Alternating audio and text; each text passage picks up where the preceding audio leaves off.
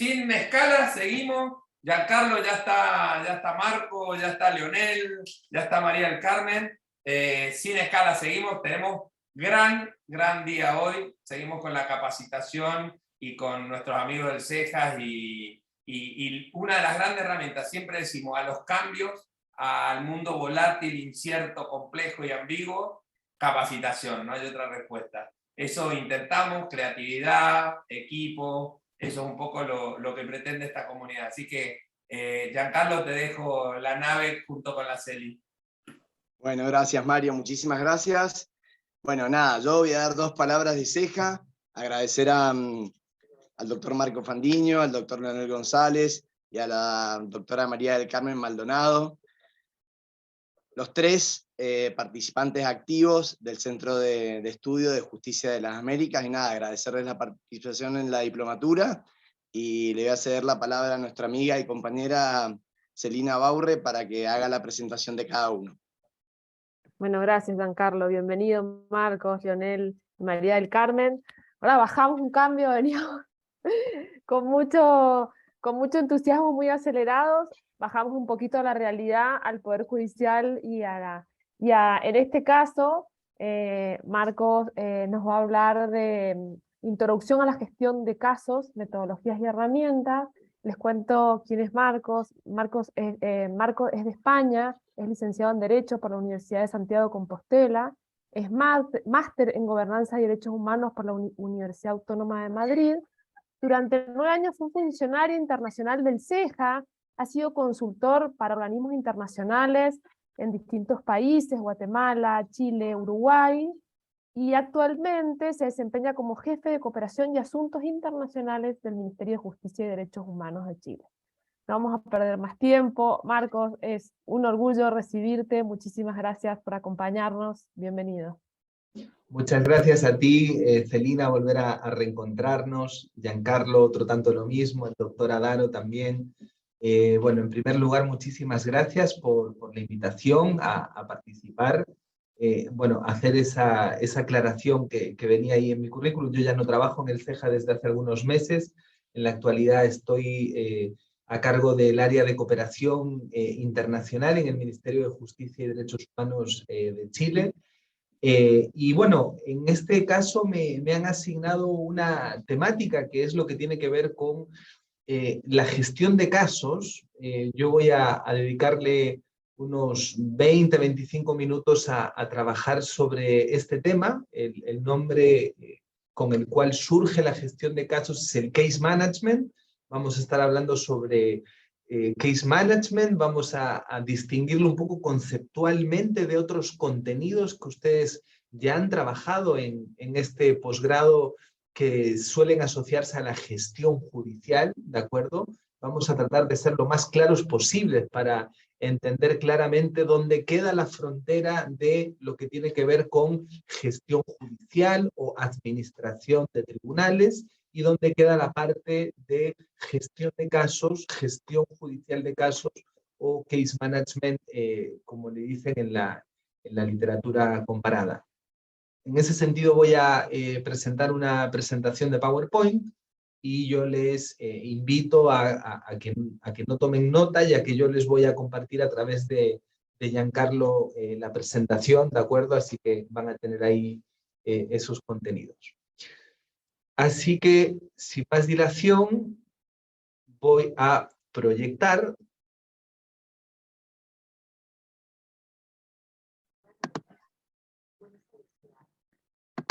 Bien, como les decía, hay una confusión que es muy habitual y que deriva de la traducción al castellano de 2 conceptos que son, en primer lugar, la gestión judicial, o en inglés podríamos decir la Court Administration, y la gestión de casos, que podríamos denominarnos a ella como Case Management. Si bien tienen muchas semejanzas en sus nombres, son conceptos completamente distintos. Cuando solemos referirnos a gestión judicial, lo que nos estamos refiriendo es a las distintas facultades de carácter administrativa que tienen que ver con la administración de justicia, y que con los procesos de reforma a la justicia en las distintas materias se han ido independizando del Poder Judicial y de las facultades de los jueces y se han ido transfiriendo a directores de oficina judicial, administradores de tribunal o las distintas denominaciones como oficina de gestión audiencias que han ido regulándose en los distintos países y en el caso de ustedes en las distintas provincias de la Argentina, ¿de acuerdo? Pero la gestión judicial, a pesar del nombre, ¿verdad? Porque es gestión judicial, que pudiera vincularse al trabajo jurisdiccional, la gestión judicial con carácter general es algo que tiene que ver con funciones de carácter administrativo. Es decir, las funciones vinculadas a el agendamiento de audiencias, las funciones asociadas a notificación, las funciones asociadas a el estudio de la estadística que manejan los tribunales, todo lo que podríamos denominar la parte administrativa del funcionamiento de la justicia es lo que se hace cargo de la gestión judicial. Ahora bien, cuando hablamos de gestión de casos, nos referimos a las técnicas de case management que, paradójicamente, a pesar de que el nombre de gestión de casos nos pudiera llevar a lo administrativo, aquí estamos hablando del trabajo eminentemente jurisdiccional. Si ustedes quieren vincular el concepto de gestión de casos a alguna institución del derecho procesal civil continental que pueda resultarles más familiar, estaríamos hablando de algo muy semejante a la dirección del proceso, ¿de acuerdo? Podríamos decir que la gestión de casos, case management, es la forma de entender la dirección del proceso en los jueces, principalmente civiles, pero también de otras materias, de los países anglosajones. En ese sentido, es importante ahora pasar a un tema que es básicamente el nacimiento del case management. El case management es una técnica relativamente moderna, ya que inicia en los años 90, ¿de acuerdo? Esto inicia fuertemente en Estados Unidos, en Canadá, en Inglaterra y Gales, y también en otros países del Common Law como Australia, y con posterioridad tiene una expansión a distintos países y a día de hoy existe el case management en países de derecho continental como Portugal, se trabaja con case management en países latinoamericanos como Brasil y se está incorporando algunas reformas procesales más innovadoras como la reforma procesal que se está llevando en este momento a cabo en el Perú. Por lo tanto, el case management es una institución bastante reciente en el tiempo y su nacimiento responde a las particularidades del sistema procesal civil de corte anglosajón, es decir, al sistema procesal civil adversarial. Podríamos decir a grandes rasgos que el case management surge como una forma de rectificar algunos de los problemas congénitos del funcionamiento de una justicia civil excesivamente adversaria. Ahora lo que me gustaría, para poder contextualizar bien por qué el case management viene a solucionar los problemas de la justicia civil adversarial, es caracterizar brevemente a qué nos referimos cuando hablamos de un modelo procesal civil adversarial. A mí me gusta siempre partir por el siglo XIX en Europa, ya que en un mismo siglo nos vamos a encontrar con dos modelos procesales antagónicos y con dos formas completamente opuestas de entender el proceso civil. Por un lado, una mirada liberal, que es la mirada del Código de Procedimiento Civil francés de 1806, un código dictado en plena época napoleónica y que de hecho eso fue lo que motivó de que fuera un código que tuviera mucho impacto en otros países debido a las invasiones napoleónicas y también que tuviera mucha recepción en América Latina. ¿Por qué? Porque el Código Procesal Civil francés influyó determinantemente en las dos leyes de enjuiciamiento civil españolas del siglo XIX, que fueron de alguna forma las que mayor impacto tuvieron a nivel latinoamericano. Este código es muy importante ya que de alguna forma sintetiza los grandes valores de una concepción puramente liberal de la justicia civil. Es decir, una mirada según la cual la justicia civil resuelve solamente conflictos entre particulares, una idea de justicia privada, y en la cual, por lo tanto, son las partes las que tienen las mayores facultades en el proceso, facultades de inicio del proceso, vinculadas a los hechos, al aporte de la prueba e incluso al impulso procesal, y nos encontramos con un juez que tiene un rol muy pasivo. Un juez que básicamente se constituye como un árbitro en la contienda. Esta forma de entender el proceso civil generó una serie de problemas en su momento que básicamente tenían que ver con tiempos de respuesta muy largos y tuvo una contestación a finales del siglo XIX que fue la Ordenanza Procesal Civil Austriaca de 1895. Ahí ustedes van a encontrar un nombre clave, que es el nombre de Franz Klein, que fue ministro de Justicia de Austria, a quien el gobierno le encarga dictar una ordenanza procesal civil que de alguna forma combata y responda todos estos problemas que presentaba la justicia civil decimonónica con un enfoque liberal. Y por lo tanto aquí se inaugura una etapa muy importante y que proyecta sus consecuencias hasta el día de hoy, porque aquí nace esta idea de que la justicia civil no es una justicia privada, sino por el contrario, la justicia civil debe tener algún tipo de función social. Es decir, sin perjuicio de que la mayoría de los casos que conozca la justicia civil sean casos entre privados, en los cuales en la mayoría de casos, no en todos, el interés es un interés privado o particular, el hecho de que los litigantes hayan optado por presentar su caso ante un juzgado público, un juzgado estatal, y no ante un árbitro o ante un tercero, lo que hace es que esa justicia, esa impartición de justicia, deba tener algún tipo de función social y por lo tanto, ya bajo este nuevo esquema procesal, se crean y se amplían una gran cantidad de facultades que se le entregan a los jueces, ya que al entender que la justicia civil debe tener una función social, en consecuencia, no cualquier resultado va a ser aceptado para esta justicia y se espera que los resultados del proceso sean socialmente aceptados. Por lo tanto, aquí se inauguran una serie de conceptos e instituciones que llegan hasta el día de hoy como esta idea de que los jueces deben averiguar la verdad y se les confieren facultades probatorias como la prueba de oficio u otras.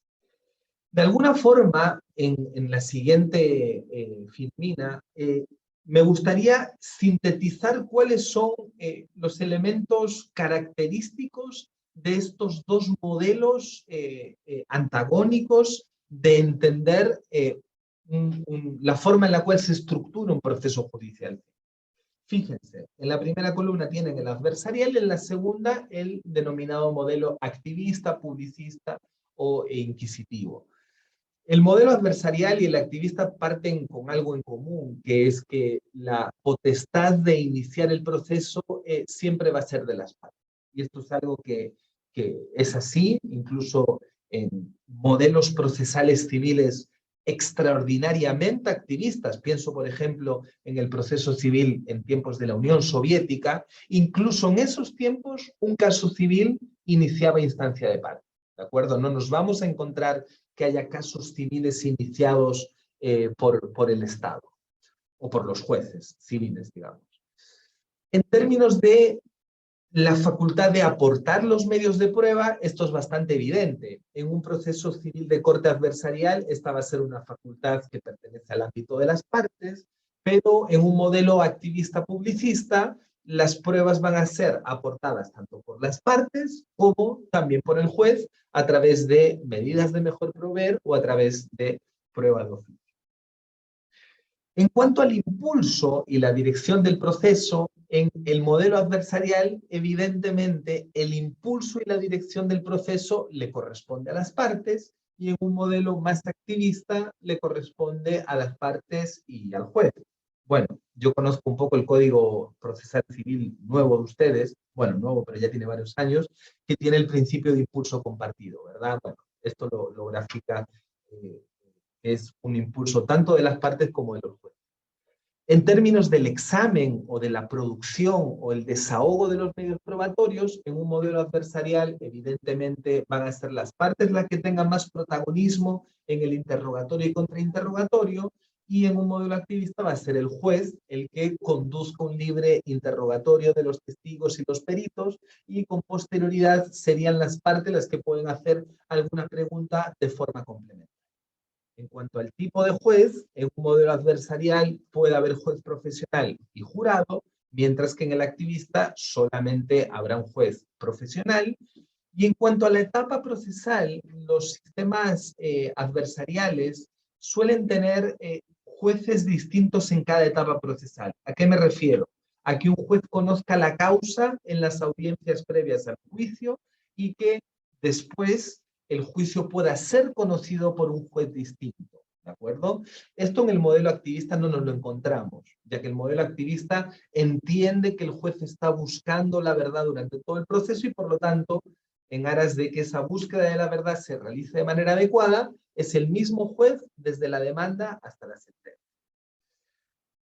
El objetivo del proceso adversarial está mucho más asociado a resolver el conflicto entre las partes.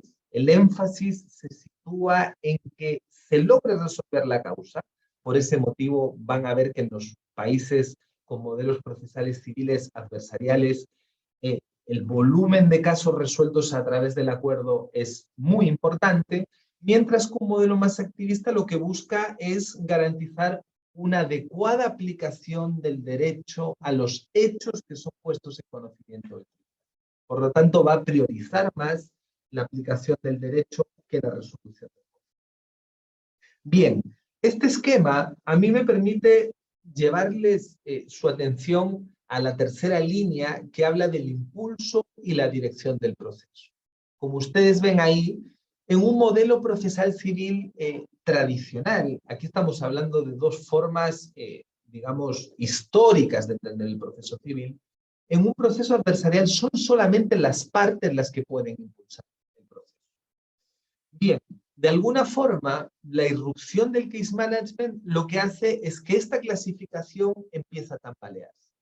Si ustedes leen a Michele Tarufo, que bueno, ahora se viene estudiando mucho Tarufo por digamos, su última etapa, más bien vinculada a los temas probatorios, pero Tarufo también tuvo una etapa muy importante como comparativista, y dentro de sus trabajos como comparativista, él de alguna forma incluso explicita que la irrupción del case management es uno de los grandes argumentos para decir que el sistema procesal civil de corte adversarial tradicional es un sistema que ya no existe en la práctica, ¿de acuerdo? Porque de alguna forma esta idea de que el impulso del proceso sea solamente de las partes es lo que de alguna forma se modifica y se cambia a través del case management.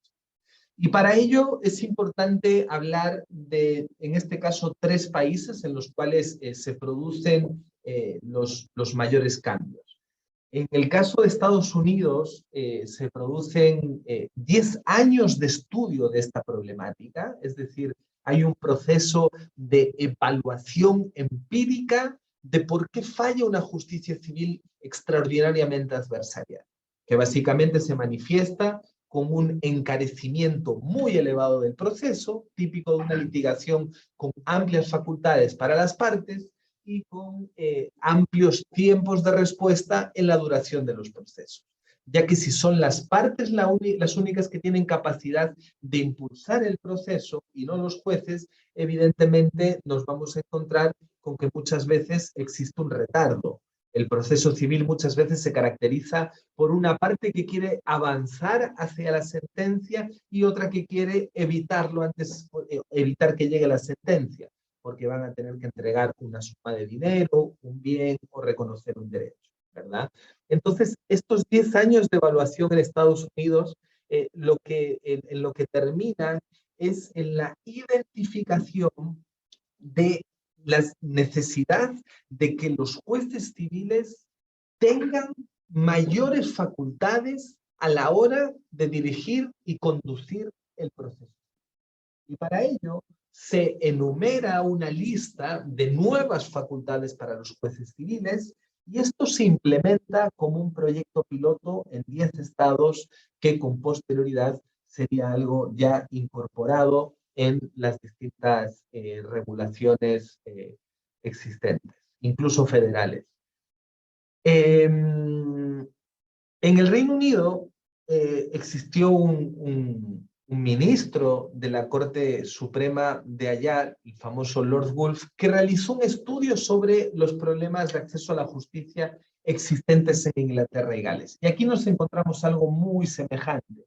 De hecho, el proceso estadounidense y el proceso británico de alguna forma corren en paralelo, ya que se hace un diagnóstico muy semejante y también se hace una serie de propuestas contenidas en el informe de Lord Woolf que van en la línea de conferirle algunas facultades al juez civil dirigiendo el proceso.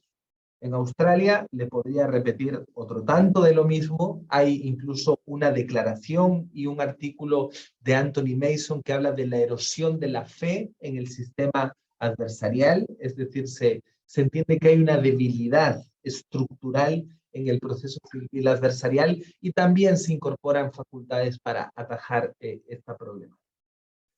¿Cuál podríamos decir que sería una definición del case management o de las técnicas de gestión de casos? Podríamos definirlo como que el case management tiene por objetivo otorgar a cada uno de los casos que ingresan al sistema un tratamiento diferenciado por parte del juez en función de sus características. Para ello, el juez debe administrar la duración de cada una de sus instancias para que el proceso sea llevado a cabo en el menor tiempo posible y de la forma más eficaz. Como ven ahí, están destacadas algunas frases como el tratamiento diferenciado. De alguna forma, el case management rompe con una lógica rígida según la cual todos los casos deben de tener un tratamiento similar. De hecho, en los países de derecho continental, lo que tenemos es estructurado distintos tipos de procedimiento que podríamos entender como distintos carriles, como distintas pistas en las cuales los casos se desarrollan en función de una serie de características que vienen definidas por el legislador. Tenemos procedimientos ordinarios o declarativos, tenemos procedimientos de carácter sumario, tenemos procedimientos de pequeñas causas, tenemos procedimientos monitorios para el cobro de deudas. Es decir, lo que de alguna forma es identificar distintas vías por las cuales los casos avanzan, pero el case management va más allá. Porque en el case management el tratamiento no se hace por grandes tipos de casos, sino por cada caso. Es decir, el juez en el conocimiento de cada caso individual va a tener la capacidad de adaptar cómo se tramita un caso en función de la complejidad del mismo. Por lo tanto, ya las nuevas tendencias del derecho procesal de lo que nos vienen hablando es que el proceso ya no se entiende como un proceso rígido, sino empiezan a aparecer palabras como un proceso judicial flexible o como un proceso judicial duro. ¿Qué nos vamos a encontrar? Que en aquellos países que tengan un funcionamiento bajo el paradigma del case management, se van a dar una serie de situaciones. En primer lugar, que los juzgados van a comenzar a evaluar la complejidad de los casos. Y esto es algo que se suele hacer en la etapa inicial del proceso, en la etapa de admisión de las demandas. Esta es una etapa que, por lo demás, suele ser destinada simplemente al análisis de si concurren o no una serie de formalidades legales para admitir las demandas, ¿verdad? Pero con un paradigma de case management, lo que se hace, más allá de verificar si concurren o no los requisitos de admisibilidad de las demandas, es evaluar ¿Qué tan complejos son los casos? Para tener información valiosa que permita a los jueces y juezas tomar decisiones en el transcurso del proceso. Y para esto no hay que irse muy lejos. Uno de los países en los cuales se han detectado manifestaciones del case management es Chile, específicamente la justicia familiar reformada de Chile, y si uno va a los juzgados familiares, lo que se encuentra es que al momento de admitir las demandas, los casos son evaluados en cuanto a su complejidad y se les asignan 3 grados distintos de complejidad. Complejidad simple, complejidad media o complejidad alta. Esto en función de aspectos como la cantidad de material probatorio aportado por las partes, las características del conflicto mismo que puede revestir mayor o menor complejidad en cada uno de los casos, y esta información obtenida en la etapa inicial del proceso es muy valiosa para una serie de decisiones que se toman en el proceso, como por ejemplo la asignación de los tiempos de audiencia. Para un caso sencillo, una audiencia preliminar probablemente podrá durar 20 o 30 minutos, pero para un caso de mediana o de alta complejidad, probablemente una audiencia preliminar va a requerir 2 o 3 horas, ¿verdad?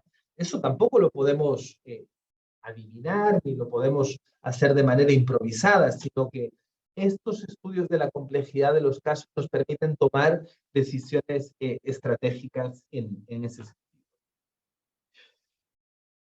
El case management muchas veces hace ruido porque entra en colisión con una serie de valores y de principios más tradicionales de la justicia civil. Pero hay que mencionar algunas ideas para poder entender y terminar de conceptualizar esta institución. En primer lugar, una idea sobre la cual hay consenso a nivel doctrinal y académico que tiene que ver con la instrumentalidad del proceso. El proceso judicial, como todos y todas sabemos, no es un fin en sí mismo. El proceso judicial, de alguna forma, es un instrumento a través del cual se pueden satisfacer una serie de derechos. Por lo tanto, el proceso judicial no debe operar como un fin, sino como algo de lo cual nos servimos. Y por lo tanto, el punto número 2, la consecuencia, es que el proceso judicial puede adaptarse y puede flexibilizarse si es que esta adaptación y flexibilización del proceso va a garantizar una mejor adjudicación de los derechos que son conocidos en el proceso judicial. Esta es una idea que, digamos, en lo teórico está totalmente aceptada por la doctrina y también por los operadores. Es un poco a la hora de llevarla a la práctica cuando puede verse como algo contraintuitivo. Evidentemente, las normas procesales no son de orden público y pueden disponerse por las partes. Sobre todo en una materia como la materia civil.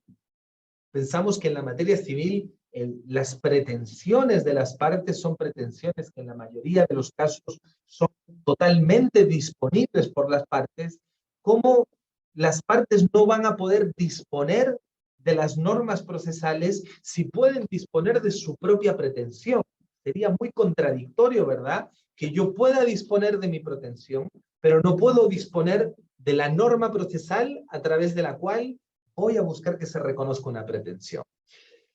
Y en ese sentido es que aparecen una serie de instituciones. Si quieren, por ejemplo, hacer seguimiento a la doctrina procesal civil brasilera, que es la que de manera más rigurosa y sistemática ha estudiado el tema del case management, porque ellos lo tienen regulado desde su Código Procesal Civil del 2015, ellos se refieren a esto como los negocios procesales, ¿verdad? Es decir, como la posibilidad de que las partes, en conjunto con el juez, lo vamos a ver al final, puedan llevar adelante una serie de acuerdos acerca de cómo modificar las normas procesales de cada caso.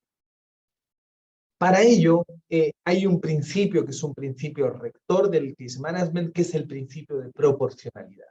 La idea de proporcionalidad nos la encontramos recurrentemente en otras materias, como en materia penal, en materia constitucional, pero también en materia civil nos la vamos a encontrar, y no es nada más y nada menos que una consecuencia de un principio muy clásico, muy tradicional del derecho procesal civil continental, que es el principio de economía procesal, ¿verdad?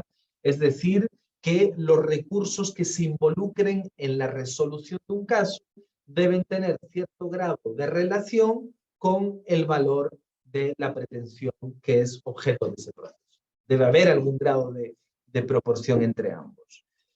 Adrián Zuckerman, profesor británico que ha trabajado mucho estos temas, nos dice que de acuerdo con esta idea del principio de proporcionalidad, el procedimiento adoptado para resolver una disputa determinada debe ser proporcional al valor, a la importancia y complejidad de la disputa. Y esta definición es muy importante porque cuando uno quiere ver cómo en los juzgados anglosajones hacen esta evaluación de la complejidad de cada caso, uno se encuentra siempre estos criterios que aparecen en la definición de Zuckerman. En primer lugar, el valor, que evidentemente tiene que ver con el monto y que es algo muy sencillo y que todos nos podemos imaginar que cuando un caso tenga un monto mayor que otro, va a tener un nivel de complejidad y de importancia mayor. Eso es bastante evidente. Cuando hablamos de importancia, nos referimos a la relevancia, ¿verdad? Y esta importancia va a tener tanto una manifestación privada, evidente, cuál es la importancia para cada una de las partes, como una importancia pública, es decir, si hay algún tipo de interés superior o alguna importancia a nivel social. Y por complejidad también tenemos dos formas de medirlo, que es la complejidad desde el punto de vista técnico y legal, es decir, que la causa tenga una complejidad jurídica relevante, y por otro lado una complejidad desde el punto de vista probatorio, ya sea por la cantidad de material probatorio como por las características de las pruebas.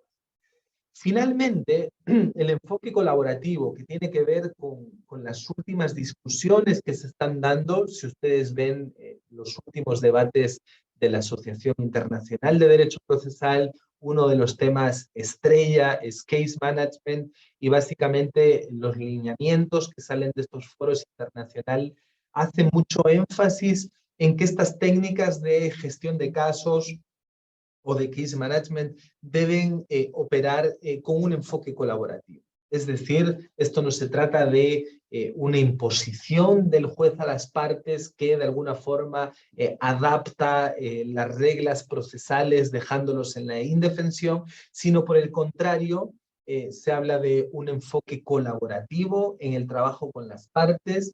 De hecho, la doctrina brasilera habla de que con el nuevo enfoque de su Código Procesal Civil que regula case management, básicamente lo que se crea es una comunidad de trabajo entre las partes y el juez.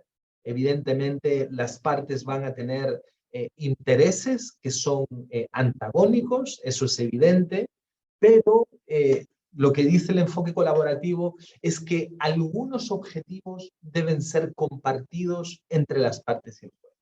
No todos, pero algunos sí. Y uno de ellos es la búsqueda de una solución eficiente a los conflictos, que es algo que evidentemente soluciona el caso particular, ayuda a que cada causa tenga un tratamiento acorde a su complejidad, pero también ayuda al conocimiento del conjunto de causas. Es decir, el hecho de que adaptemos cada caso a su complejidad es una muestra de que estamos haciendo un uso eficiente de los recursos y en consecuencia vamos a poder también tener una mejor eficiencia en el conjunto de casos conocidos por el Poder Judicial.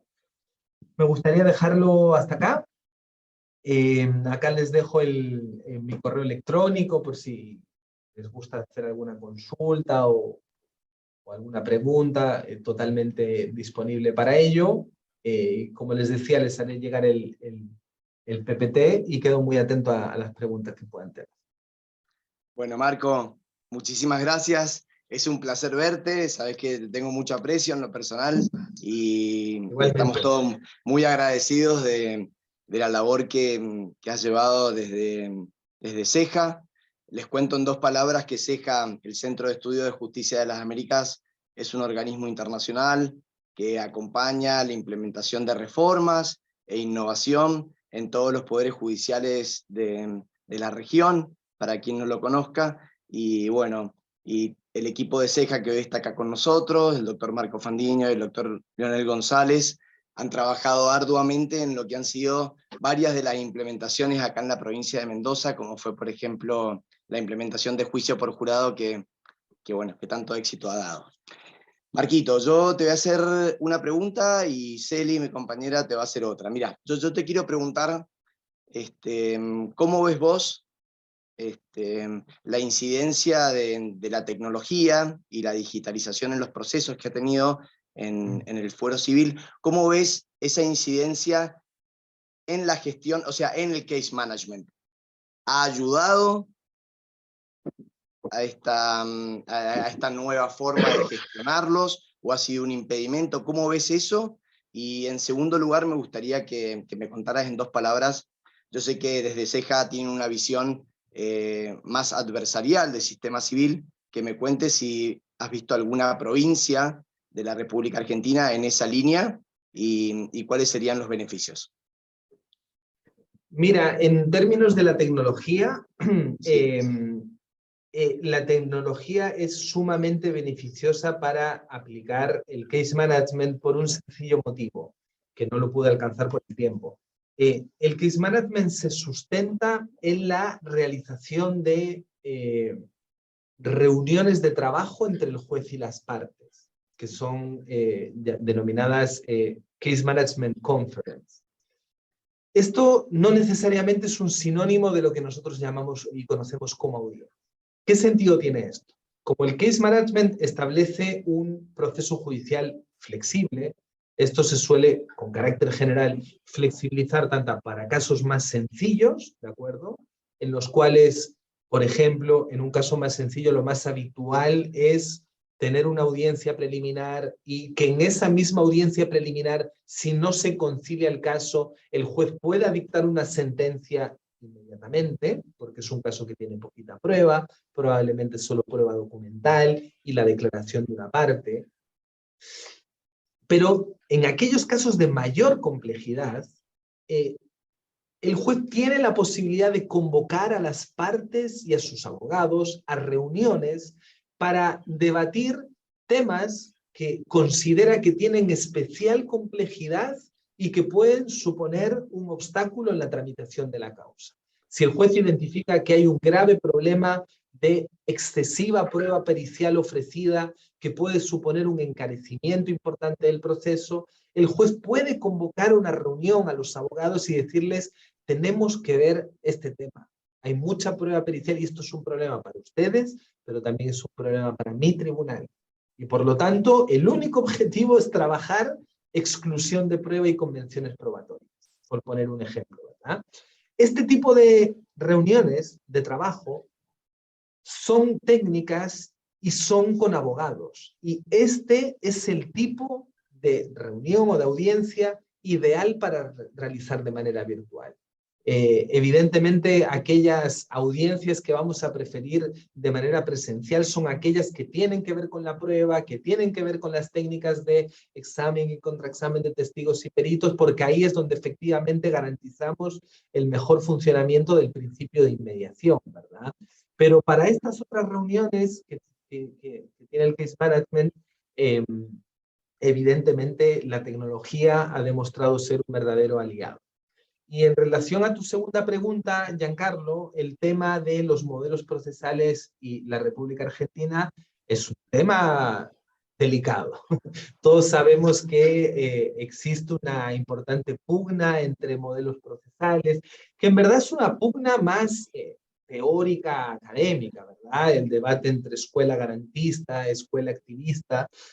Mi visión personal es que las reformas procesales han ido superando estas discusiones. Perfecto. Si ustedes ven lo que dice la escuela garantista, Eso es algo que no funciona en ningún lugar del mundo ya.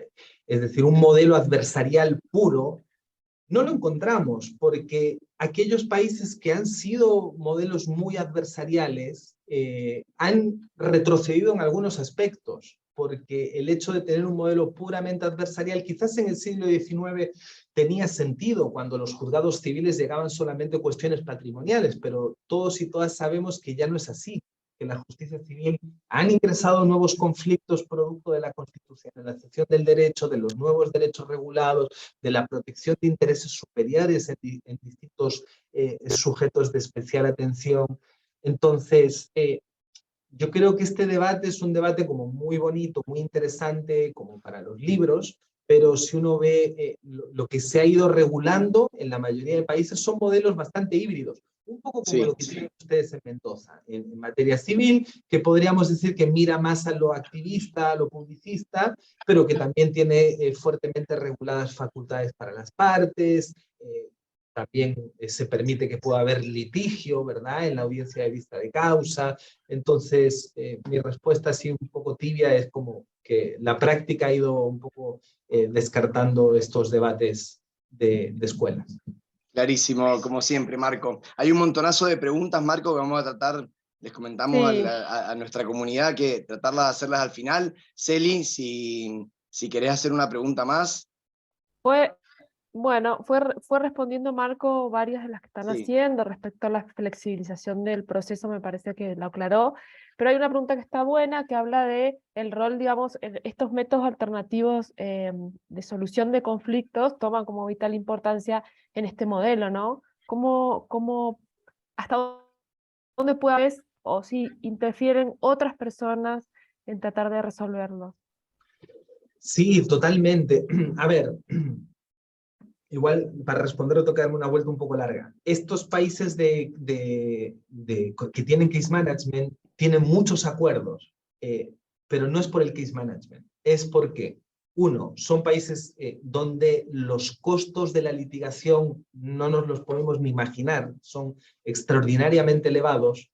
Y además son países que cuentan con sistemas de discovery o descubrimiento anticipado de pruebas, ¿verdad? Es decir, las pruebas no se producen solamente en el juicio, sino que hay la posibilidad de que puedan irse descubriendo a través de depositions en las cuales los abogados interrogan a los distintos testigos en etapas iniciales del proceso. Y estos dos factores, por un lado, los altos costos de la justicia, digamos, y los costos profesionales, y el hecho de que se estén descubriendo las cartas antes del juicio, es decir, porque, claro, la prueba, en la demanda y la contestación, uno lo único que la ve es enunciada, ¿verdad? Entonces, uno no sabe si ese es un buen testigo con un buen nivel de credibilidad o un mal testigo, simplemente ve un testigo anunciado. Entonces, cuando se produce el discovery, esto automáticamente tiene un efecto de incentivar el acuerdo. ¿Por qué? Porque se puede hacer una prognosis de cuál caso es un caso más fuerte, es un caso más débil. Entonces hay muchísimos incentivos para llegar a un acuerdo. Ahora bien, el case management además tiene otra ventaja en términos de mecanismos colaborativos, que es que no solamente las partes comienzan a negociar, digamos, su pretensión y alcanzar acuerdos totales y parciales en relación a su pretensión, sino que las partes hacen algo que es más nuevo, que es negociar las reglas del proceso. Es decir, es una negociación que muchas veces pasa de lo material, de lo sustantivo, del fondo de la contienda, y se pasa a las reglas del proceso, que son objeto de negociación, de acuerdo, de transacción entre las partes, que es algo muy interesante y muy novedoso. Marquito, Sí. por razones de tiempo, la verdad que es un placer siempre escucharte. Igualmente, igualmente. Es un gusto Piden que nada. material, Sí, perdón, piden Giancarlo. material, Marco. Sí, yo les voy a compartir, bueno, el PPT, pero también les voy a enviar algunas publicaciones es un tema donde hay mucho en inglés, pero ya hay obras en español, ya se está publicando en castellano, en América Latina hay varios autores que están escribiendo sobre Keisman. Yo les voy a enviar todo a Giancarlo, a Celina, un correo para que se lo reenvíen. Bueno, genial, Marco. Siempre con toda la disponibilidad y generosidad intelectual, amigo, Gracias a ustedes. que nos tenía acostumbrado. Bueno, Marquito, saludarte. Celi, Igual. nos despedimos con un cariño Gracias, enorme a Marco. Marco. Muchísimas gracias, amigo, por acompañarnos. Con ese tono español dan ganas de quedarse, más lo interesante de la exposición, dan ganas de quedarse escuchando, pero nos quedan todavía dos me expositores. tocó después de las llamas, que no era fácil, además. No era fácil, Es veníamos cierto. allá arriba. Era sí. complicado, yo estaba con miedo porque decía, ¿cómo igualo esto? No Es sabía. cierto. Pero bueno, listo. Bueno, si les Mucho parece, gusto. gracias, Marco. Gracias, si les Marco. parece, Muchas nos gracias, tomamos amigo.